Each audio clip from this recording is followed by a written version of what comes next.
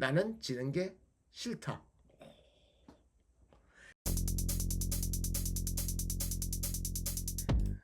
오늘은 제가 트위터에 올렸던 글에 살을 좀 얹어서 영상을 제작하도록 하겠습니다. 감사하게도 현재 저의 트위터를 2,900분께서 팔로우를 하고 계시는데요. 혹시 여러분께서도 트위터를 하신다면 제 계정에 팔로우 부탁드립니다. 네, 현재 녹색창에서 일론 머스크를 치면 나오는 최상위 연간 검색어는 무엇일까요? 테슬라, 스페이스X, 도지? 뜬금없게도 트위터입니다. 구글에서도 놀랍게도 연관 검색어 최상단이 트위터네요. 뭐지? 아무리 일론이 트윗으로 많은 이슈를 만들어내는 사람이라고 하더라도 어떻게 이런 일이 있을 수가 있죠? 네, 왜냐면 우리 일론 형이 트위터의 인수를 선언했기 때문입니다. 사건을 간략하게 정리하면 다음과 같습니다. 며칠 전 4월 4일 9.2%의 트위터 지분을 보유하고 있다는 깜짝 소식을 전했던 일론 머스크. 네, 현재 일론이 트위터의 최대 주주입니다. 일론이 그냥 돈 벌려고 투자한 것은 아닐 테니 트위터에 대한 여러 가지 결정에 합류할 것으로 예상되는 것은 당연한 것이죠. 그리고 그러려면 트위터 이사회에 합류는 당연한 순서고요. 근데 다들 그럴 줄 알았습니다. 실제로 4월 5일에 트위터 이사회에 일론이 합류한다는 발표도 있었어요. 그런데 며칠 후 4월 10일 갑자기 이사회 합류를 일론이 거부합니다. 이상하잖아요? 이사회 합류도 안 할 거면 뭐하러 최대 주주가 되죠? 이유는 그러합니다. 트위터는요, 이사로 활동을 하는 경우 14.9% 이상의 지분을 보유하지 못하도록 하는 조건이 있는데요. 그렇게 하는 이유는 적대적 인수합병, 즉 M&A를 막기 위해서입니다. 일론이 트위터의 지분을 마구 확보하면서 경영권을 행사하는 것을 막기 위해서이죠. 그런데 일론이 트위터 이사회에 참여하지 않겠다라고 선언을 해버리면 이렇게 있는 그 트위터 지분 보유 14.9%라는 제한이 일론 머스크한테는 제약이 없어지게 되는 거죠. 마음대로 보유할 수 있게 되는 겁니다. 그래서 사람들은 생각하게 된 겁니다. 아, 일론이 적대적 인수합병을 생각하고 있었구나. 즉 트위터를 가지려고 하는구나. 그리고 이러한 예상은 14일에 현실이 됩니다. 일론이 미국 증권거래위원회 SEC에 트위터를 100% 인수하고 상장 폐지하겠다라고 밝힌 겁니다. 인수 조건은 주당 54.2달러. 참고로 14일 트위터의 종가는 45.08달러입니다.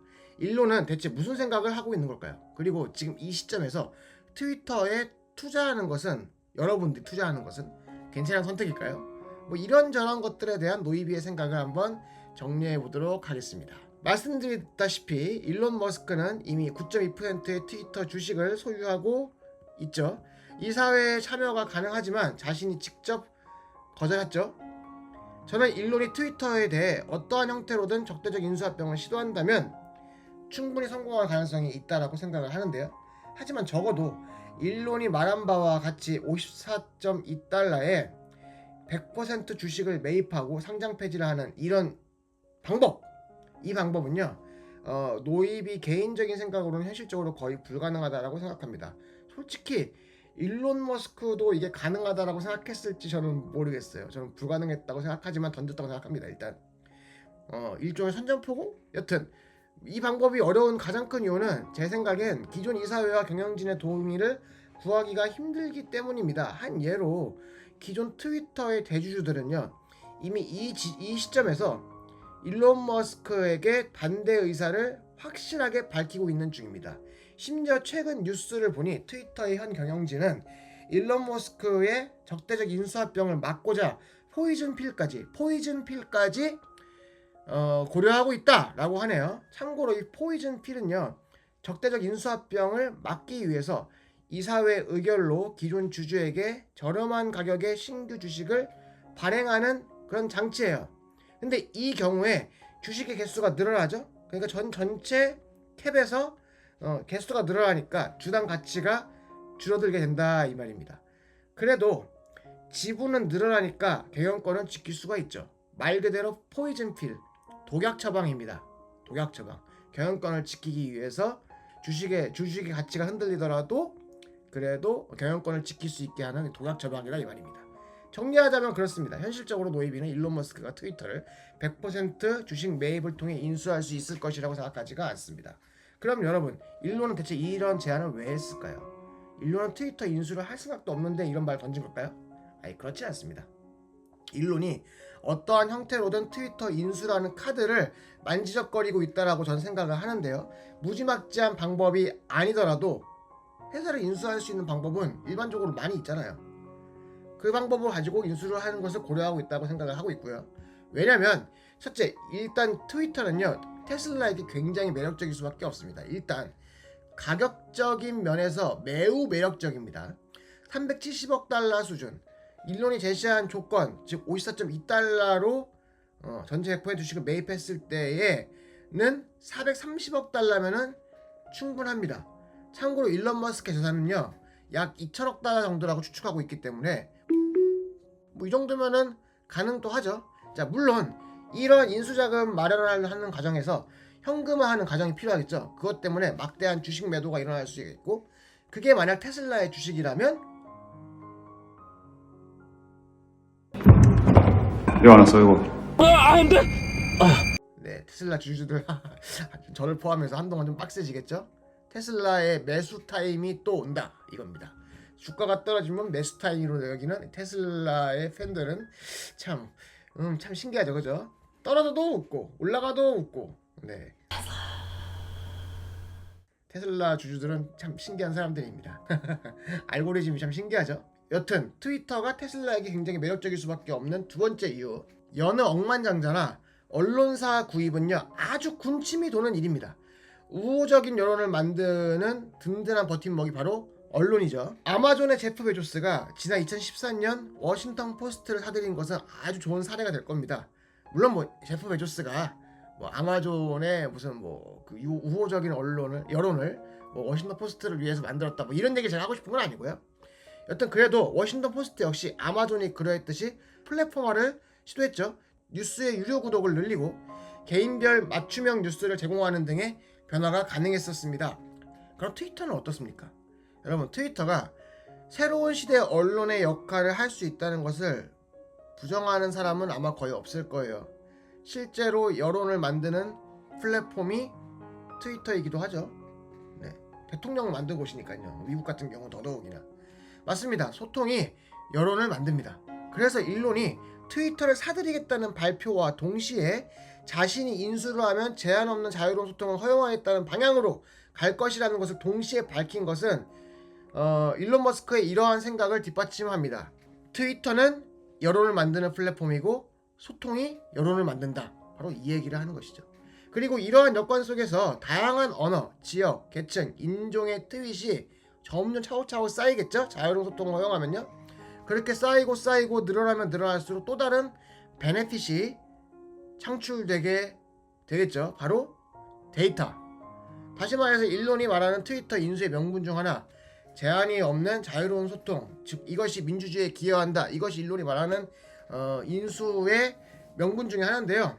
네, 그 과정에서 이 말이 틀렸다는 것이 아니라 그 과정에서 실로 막대한 데이터가 생성된다는 것이죠. 인공지능을 개발하는 테슬라에게 데이터가 얼마나 막대한 이득을 줄 것인가는 굳이 설명할 필요도 없겠죠. 다시 말해서 일론이 만드는 트위터에서 다시 도널드 트럼프를 만날 수 있게 될지도 모른다 이겁니다. 왜냐면요, 자유로운 소통이 민주주의에 기여한다고 믿으니까. 글쎄요, 그것은 논쟁이 될 수 있는 사실이겠지만 어찌되었던 예를 들면 쓰레기 같은 트윗도 데이터는 된다 이 말입니다. 결국 이러한 것들을 종합해 봤을 때 일론의 트위터 인수는요 진심이라고 보입니다. 다만 처음부터 주당 54.2달러의 주식 100%를 매입하겠다는 그 계획이 먹혀 들어갈 것을 기대하지는 않았을 것이라는 제 생각을 다시 한번 밝히면서, 그런데 이미 14일에 테드 행사에서, 캐나다에서 열린 테드 행사에서 일론 머스크는 트위터 인수에 관해서 이사회가 자신의 제안, 방금 말했던 그 제안을 거부했을 경우 이미 계획해놓은 플랜 B가 있다는 점을 밝혔죠. 트위터의 인수는 진심이다. 그리고 그와 함께 무게감 있는 발언도 했습니다. 나는 지는 게 싫다. 자, 추가로 몇 가지 더 다뤄봅시다. 그럼 여러분 이 시점에서 트위터에 투자를 하는 것이 좋을까요? 일반적으로 적대적 인수합병이 일어나는 시점에서 주가는요 무섭게 치솟습니다. 왜냐면 인수합병을 한다는 것은 주식을 매입한다는 뜻이니까 사자가 많으니까 당연히 가치가 올라가겠죠. 그래서 많은 분들이 투자에 관심을 가질 수 있다고 생각을 합니다. 단 저는 주식 전문가가 아니고 그래서 앞으로 어떻게 될지도 모르지만 여러분들이 이 점은 착안해 주시길 바라면서 몇 가지 말씀드리겠습니다.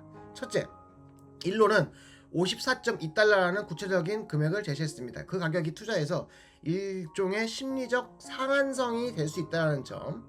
둘째, 일론의 적대적 인수합병에 대응해서 위에서 언급했던 포이즌 필이 트위터 이사회에 의해서 실제 가동된다면 트위터의 주당 가치가 떨어질 수 있다는 점은 투자에서 반드시 고려하셔야 한다.